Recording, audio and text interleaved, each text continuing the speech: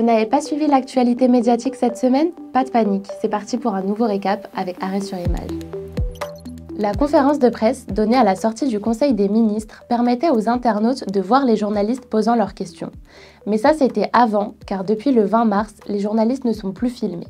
L'exécutif ne veut plus que des capsules des échanges deviennent virales sur les réseaux sociaux. Alors peut-on y voir une atteinte à la liberté de la presse? En l'absence de retour de l'Élysée, nous sommes allés poser la question sur place sans obtenir de vraies réponses. Faut-il tout raconter quand on est journaliste? La question se pose depuis la mise en examen de deux plumes du journal Le Parisien. Les deux journalistes avaient détaillé le contenu de plusieurs plaintes pour viol à l'encontre du musicien breton Loïc Le Cotillec. Alors, quête de sensationnalisme ou liberté d'informer?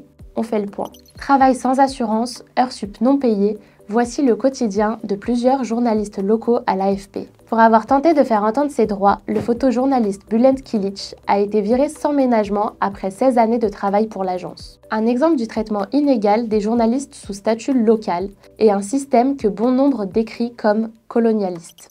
Stéphane Alix a une formidable nouvelle pour vous, la mort n'existe pas. C'est la thèse qu'il déroule sur de nombreux plateaux comme Touche pas à mon poste, mais aussi celui de Vous êtes formidable sur France 3 Occitanie.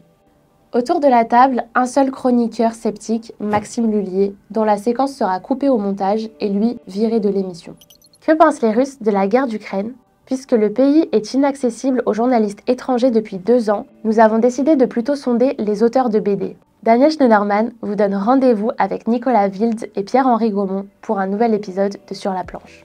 Si l'actualité des médias vous intéresse et que vous souhaitez mieux vous informer, abonnez-vous à Arrêt sur image pour débloquer l'accès à des dizaines de milliers de contenus sur la fabrique de l'information, tout en soutenant un média indépendant qui préfère compter sur vous plutôt que sur des milliardaires pour le financer. Jusqu'à dimanche soir, profitez des offres de notre campagne d'abonnement, 3 € pour 3 mois ou 50 € pour 15 mois. Merci pour votre soutien et à la semaine prochaine pour un nouveau récap.